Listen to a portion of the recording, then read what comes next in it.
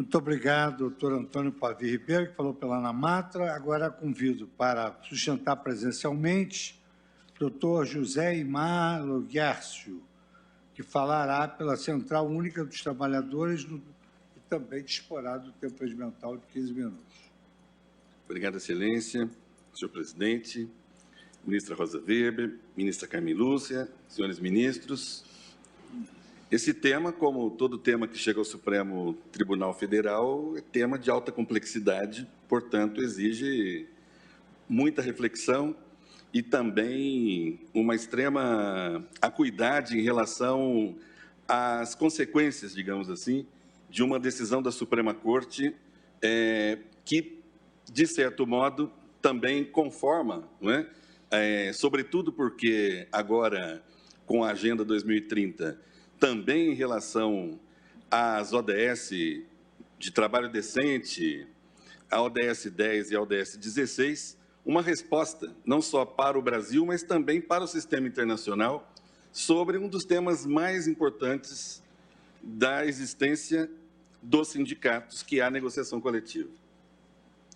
Esse tema da autonomia coletiva, ele é talvez hoje o tema central no Brasil e no mundo. A OIT acaba de publicar, entre abril e maio agora, muito recente, um relatório de análise de 125 países sobre negociação coletiva. A importância, inclusive, da negociação coletiva no período da Covid. A importância da presença dos sindicatos para a proteção dos direitos dos trabalhadores e dos direitos humanos dos trabalhadores. Por intermédio da negociação coletiva, é que se implementa um sistema de trabalho decente e de proteção dos direitos humanos da pessoa trabalhadora, inclusive incluindo pautas, e é para isso que existe uma negociação coletiva, incluindo pautas novas, como a questão do racismo, como a questão da mulher, como a questão da aprendizagem, das cotas de PCD, em que se asseguram os direitos fundamentais. O grande papel da negociação coletiva é assegurar os direitos fundamentais da pessoa trabalhadora. E aí me parece que aqui teremos que enfrentar algumas questões que são postas. Sob o aparente argumento de fortalecimento dos sindicatos, se coloca como premissa e como naturalização uma negociação regressiva. A negociação regressiva para a Organização Internacional do Trabalho, ela não pode ser naturalizada. Ela é exceção vinculada a determinadas premissas, premissas que no precedente já citado do ministro Barroso estavam presentes. Não é possível, por exemplo, que se diga que os sindicatos e as empresas podem, na autonomia coletiva, mais do que o próprio legislador. Não é possível dizer que essas partes podem mais do que o próprio país quando não cumpre tratados internacionais. Portanto, estabelecer limites para a atuação das partes numa negociação coletiva é o que protege os próprios sindicatos. A ausência de limite, ela faz com que um sindicato entre numa negociação coletiva em absoluta desvantagem. E isso não significa desprestigiar a negociação coletiva, ao contrário. Porque a negociação coletiva, ela se dá em ambiente concreto, em ambiente político e econômico real. Eu não conheço nenhum sindicato no Brasil ou em qualquer parte do mundo que, diante de uma crise financeira, não senta com a empresa para negociar. Aliás, essa corte iniciou o julgamento do caso Embraer, que também está na pauta de hoje para retomada, em que se trabalha ali uma questão fundamental, que é nas dispensas coletivas. E como é que essa corte vinha caminhando? E, nesse sentido, um caminho e um passo importante. Considerar a negociação coletiva um processo, um procedimento. Menos do que os conteúdos, e o conteúdo pode ser investigado, sim, na jurisdição. Meu colega acabou de dizer, é impossível afastar a jurisdição de forma imediata e de forma antecipada, porque não se trata de invalidar cláusulas, mas de se examinar a cláusula diante de um complexo sistema normativo, inclusive do ponto de vista internacional. Agora, a procedimentalização da negociação é fundamental. Por exemplo, na Itália, se exige que as partes façam como se faz, por exemplo, numa lei em que se demonstra os considerandos, por que se estabelece aquela cláusula, qual é a contrapartida daquela cláusula que se flexibiliza ou que se estabelece setorialmente um ajuste. O ajuste setorial foi admitido na doutrina do ministro Godinho, de muitos anos, em que se admite, porém, jamais como premissa e como naturalização. Este é o grande problema quando se examina o tema da negociação coletiva regressiva.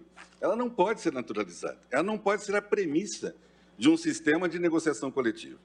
Aliás, o Brasil, para o ano que vem, na Organização Internacional do Trabalho, deverá encaminhar um relatório sobre como vem protegendo a negociação coletiva, exatamente pela depreciação do sistema de proteção de atuação sindical nas negociações que veio por ocasião da reforma trabalhista. O Brasil terá que, no ano seguinte, no ano que vem, na Conferência Internacional, apresentar o seu relatório, porque esse é um tema, volto a dizer, da maior importância. Portanto, excelências, acho que aqui, se está diante esse processo. E o processo seguinte, eles se relacionam, pela temática. E tem a maior relevância, examinar as consequências de uma negociação coletiva, inclusive, por exemplo, para políticas públicas. É possível que uma determinada negociação coletiva atinja uma política pública. Vossas Excelências receberam memoriais, tenho certeza, relacionados a outra cláusula, que é a cláusula sobre aprendizagem e PCD. Também uma cláusula importantíssima, e que, às vezes, o sindicato chega numa negociação coletiva, se ele não tiver uma obrigação, naquele momento, de cumprir o mínimo de uma legislação, ele está, vou usar uma linguagem bastante simples, ele está vendido numa negociação. Porque exclusivamente força não segura as negociações coletivas no Brasil, porque elas são anuais e nós não temos ultratividade nos acordos e convenções coletivas. Todos os anos, a categoria vai até uma negociação coletiva para fazer o máximo esforço de manutenção das cláusulas. E se não houver, portanto, uma garantia de que os mínimos serão observados e que a exceção, e a exceção justificada, com contrapartidas, devidamente documentada, para que, inclusive, se for questionado, possa ser justificada aquele ajuste setorial específico, e foram muitos ajustes, mas todos com essa premissa, a premissa de que não se faz, por antecipação, um reconhecimento e uma validade absoluta, porque essa validade absoluta não há sequer para a lei. Tenho ainda alguns minutos, quero também chamar a atenção de Vossas Excelências para um tema que é conexo aqui. Qual é a natureza da convenção e do acordo coletivo? Esse é um tema clássico, não é, ministra Rosa? Um clássico livro no Brasil, de Egon Gottschalk, Norma Pública e Norma Privada, clássico do início do século passado, ainda fundamental hoje, diz, olha, aqui nós estamos diante de norma pública na negociação coletiva, porque ela é obrigatória para todos. E esse relatório que a OIT acaba de publicar tem essa referência, a importância da aplicação dos acordos coletivos e das convenções coletivas de forma uniforme para todos os trabalhadores, os atuais e os futuros. Um futuro empregado que ingressar numa empresa, ele ingressará sob a égide daquela convenção coletiva, porque ela tem força normativa. Portanto, por ter força normativa, ela integra um sistema. Agora, ao integrar um sistema, não se pode afastar a possibilidade da investigação concreta de uma cláusula numa determinada realidade. É disso que se cuida aqui. Não é a validade absoluta versus a fragilidade do termo todo. Não. Aqui se está a construir um sistema em que a negociação coletiva tem que ser virtuosa. Ela tem também uma obrigação de assentar os preceitos fundamentais. Ela tem uma obrigação de fazer com que aqueles preceitos sejam aplicados. É para isso que se cumpre o tema do trabalho decente? O tema do trabalho decente passa pela negociação coletiva, como afirmação de direitos. Portanto, quero encerrar a minha sustentação chamando a atenção para, primeiro, essa questão. A negociação coletiva, ela conforma um sistema que, para a Organização Internacional do Trabalho, está diretamente relacionado aos direitos fundamentais e aos direitos humanos. Portanto, qualquer debilidade no sistema de negociação é também uma debilidade na democracia. Isso porque a própria ONU diz, bom, direitos humanos são indivisíveis. Não é possível ser garantista para direitos políticos e civis e absolutamente flexível para os direitos sociais, econômicos, culturais e ambientais. É preciso que esses sistemas se integrem.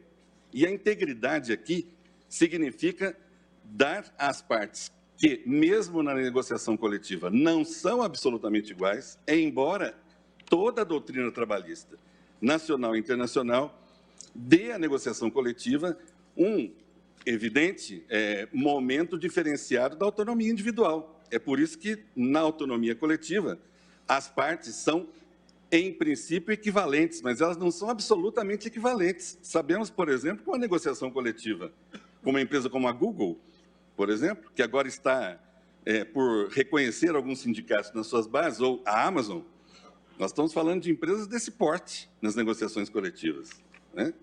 Então, é fundamental que se estabeleça uma premissa em que a negociação regressiva não seja naturalizada, em sendo admitida a um procedimento, sempre excepcional e sempre com a possibilidade de que seja submetido a algum tipo de exame jurisdicional.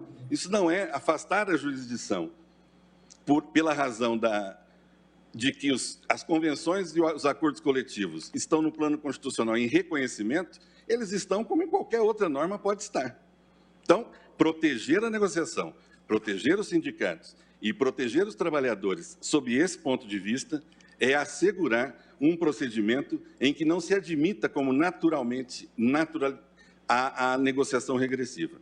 E, por fim, neste caso aqui, sequer se deveria, de fato, conhecer a própria DPF, tendo em vista os limites, digamos assim, em que ela foi proposta e o período temporal.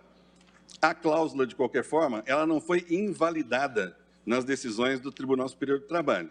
A cláusula foi interpretada à razão de situações específicas, factuais. E, portanto, interpretação de norma é uma das, digamos, excelências de uma justiça especializada como a Justiça do Trabalho, né? A quem incumbe verificar as condições específicas de uma determinada situação das relações de trabalho. Por fim, hoje foi publicado na Folha de São Paulo um brilhante artigo de um jurista, Antônio Bailos, professor da Universidade de Castilha-La Mancha, falando da reforma trabalhista na Espanha, que, pela primeira vez, depois de tantos anos, recompõe a ideia e a importância da proteção social como norteadora das relações individuais e coletivas de trabalho. É um artigo de um jurista da maior importância e que, nesse momento, coloca o tema da negociação coletiva, o tema do tripartismo, o tema do diálogo social como central para que nós possamos ter um sistema de proteção de direitos fundamentais que, de fato, cumpra a Agenda 2030, como se espera que nós todos possamos cumprir. Muito obrigado. Muito obrigado, doutor José Aymar.